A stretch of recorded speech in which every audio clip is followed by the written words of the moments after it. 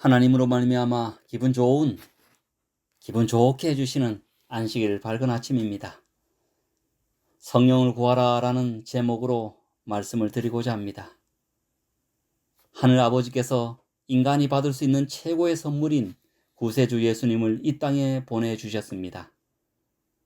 예수님께서 이 땅에 내려오셔서 무한한 사랑과 희생으로 33년 반 동안 생애하시고 십자가로 구원의 길을 열어주시고 지금도 그 길로 수많은 사람들을 초청하시고 계십니다. 그런데 사람들은 이 좋으신 예수님을 본 적이 없습니다. 그분과 동시대를 살지 않았고 같은 장소에 있지도 않았습니다. 심지어는 동시대, 동장소에 있던 사람들도 최고의 선물인 예수님을 잘 모르고 거절하였지요. 그래서 우리 죄인들에게 최고의 선물 되시는 예수님의 행적과 하신 말씀들에 대해서 어느 시대에나 생생하게 들리고 경험되어지고 믿어질 수 있도록 예수님 해설사로 성령 하나님을 우리에게 보내주셨습니다. 요한복음 14장 26절에 보혜사 곧 아버지께서 내 이름으로 보내실 성령 그가 너희에게 모든 것을 가르치고 내가 너희에게 말한 모든 것을 생각나게 하리라. 우리가 문화해설사, 숲해설사, 관광해설사의 이야기를 들으면 무의미했던 건물, 숲, 나무, 꽃들의 의미가 되살아나고 새로운 관점이 형성됩니다. 마찬가지로 인류에게 귀한 선물 되시는 예수님을 잘 소개하실 수 있는 성령 하나님을 예수님 해설사로 보내주셨습니다. 그래서 성령은 우리가 예수님을 알고 믿음을 갖는 일에 필수적인 분이십니다. 또한 그 아들을 우리에게 선물로 주신 하늘 아버지의 사랑의 마음을 아는데도 반드시 필수적인 분이십니다. 그런데 사람들이 안타깝게도 예수님 해설사 되시는 그 성령을 구하지 않습니다. 성령으로 아니하고는 누구든지 예수를 주시라 할 수 없는데도 말입니다. 성령의 도움이 없다면 나를 향한 예수님의 엄청난 희생과 삶의 효력이 사장되어지고 상실되어지는 것입니다. 우리의 생애에 성령 하나님은 예수님과 하늘 아버지를 알기 위해서 필수적인 분이시고 구해야 할 분임을 어떻게 설명할까를 생각하시면서 하늘 아버지께서는 성령을 물, 불, 생수, 비둘기, 이른비, 늦은비 등의 여러 가지 상징과 비유로 설명하셨습니다. 비유와 상징은 여러 가지지만 설명하시고자 하시는 의도는 성령의 역할과 역사는 영적 생애에 필수적이라는 것을 말씀하시고 계신 것입니다. 많은 상징 중 성령 하나님을 이른 비와 늦은 비로 설명하신 부분을 좀 이야기하고자 합니다. 이스라엘의 팔레스타인 기후는 건기와 우기로 나누어집니다. 건기는 대략 5월에서 9월, 우기는 10월에서 이듬해 4월까지입니다. 5월엔 건기 동안 땅이 메말라 있습니다. 먼지가 펄펄 날립니다. 아무리 좋은 씨를 심어도 땅에 물기가 없으므로 씨앗이 발화를 할 수가 없습니다.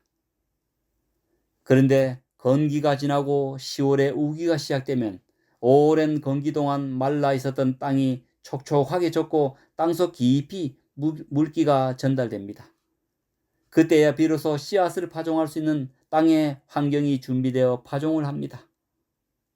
또 이른 비로 파종한 곡식이 잘 결실되어 추수될 수 있도록 대략 우기의 끝인 3, 4월경에 늦은 비가 내립니다. 이 비를 추수를 위한 늦은 비, 둘째 비 혹은 계절적으로 봄비라고 합니다. 이스라엘 백성에게 이른 비와 늦은 비는 농사뿐만이 아니라 생존에 있어서 필수입니다. 그 이른 비가 있어야 파종하고 늦은 비가 있어야 결실하고 추수를 해서 온 가족이 먹고 살며 앞으로 살아갈 희망과 소망이 있는 것입니다. 팔레스타인의 농사 패턴인 이른 비와 늦은 비는 이스라엘의 생존과 생명에 절대적으로 필요한 요소입니다.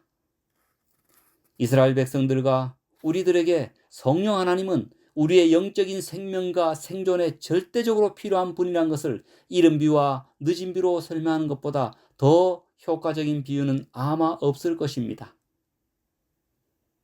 이스라엘의 어린이들은 보고 경험하고 배운 것이 어른들이 비를 기다리는 삶이었습니다. 그래서 그들의 생존에 이른 비와 늦은 비의 사이클이 얼마나 필수적인지 체험적으로 알고 있습니다. 그런 이스라엘 백성들에게 예수님 해설사인 성령을 이른 비와 늦은 비로 소개하며 성령을 구하라고 말씀했을 때 이스라엘 백성들 모두는 그들의 생존과 생명에 절대적으로 필요한 분으로 성령을 생각하였을 것입니다. 역사적으로 예수님의 승천으로 기독교는 시작되었습니다.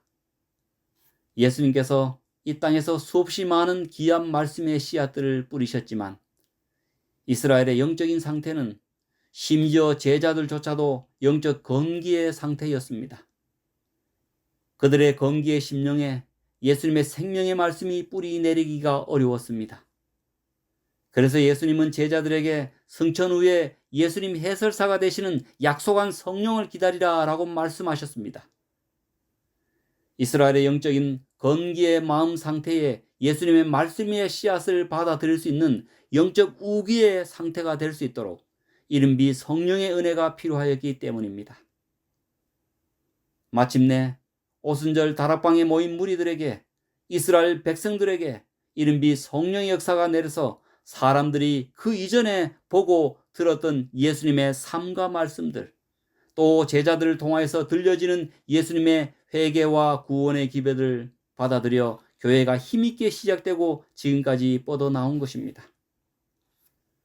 오순절 이른비로 교회라는 씨앗을 뿌리고 발하게 하신 성령 하나님께서 교회를 통한 영혼의 추수를 위해서 늦은 비로 임할 것이며 그 늦은 비 성령을 구하라고 강력하게 요엘서 2장 23절에 말씀하고 계십니다. 사랑하는 성도 여러분, 우리의 영적인 생애에 절대적으로 필요한 성령을 구합시다. 먼저는 하루하루 메말라가는 이 세상과 같이 되어가는 나의 심령에, 뜨뜻미지근해지는 나의 심령에 이른비 성령의 은혜가 임하도록 기도합시다. 예수님 해설사 되시는 성령께서 우리 마음에 역사하셔서 내 마음의 주인으로 예수님을 모시고 예수님처럼 생각하고 행동하고 우리 삶을 통하여 그분이 드러나게 하실 것입니다. 또한 우리가 예수님을 소개하고자 하는 영혼들의 건기의 마음에 이른비 성령이 임하기를 간구합시다. 그리하여 우리가 전하는 각종 소책자와 전도지, 보여지는 착한 행실의 삶을 통하여 참 좋으신 선물 되시는 예수님을 믿을 수 있도록 말입니다. 어쩌면 평생 동안 하나님을 등진 환경과 습관, 문화 속에 살았던 사람들을 우리가 무슨 힘으로 하나님께로 돌이킬 수가 있겠습니까? 오직 이 일은 스가랴 4장 6절에 말씀하는 것처럼 나의 힘으로 되지 아니하고 능으로 되지 아니하고 오직 나의 신으로 가능한 일입니다. 그래서 우리는 영적 건기의 마음 상태인 영혼들에게 예수님을 소개하기 위해 절대적으로 필요하신 성령 하나님을 구해야 하는 것입니다. 우리는 마지막 시대 세천사의 기별을 땅끝까지 전해야 하는 남은 무리들입니다. 오순절 이른비 성령의 은혜로 시작된 하나님의 교회의 마지막 사명 완수를 위해서 늦은비 성령의 은혜가 절대적으로 필요합니다. 또한 약속되어 있습니다. 남은 무리들을 향한 사탄의 반대와 분노가 극에 달할 것입니다. 사탄은 인간의 모든 제도, 권력, 행정, 종교 체계를 통해서 사람들의 연약하기도 하고 간악한 마음을 사로잡아 무너뜨리려고 무자비하게 공격할 것입니다. 사람이 아무리 높고 고상한 교육을 받았다 할지라도 사탄의 무차별적인 공격에 맞서서 승리하는 것은 불가능한 일입니다.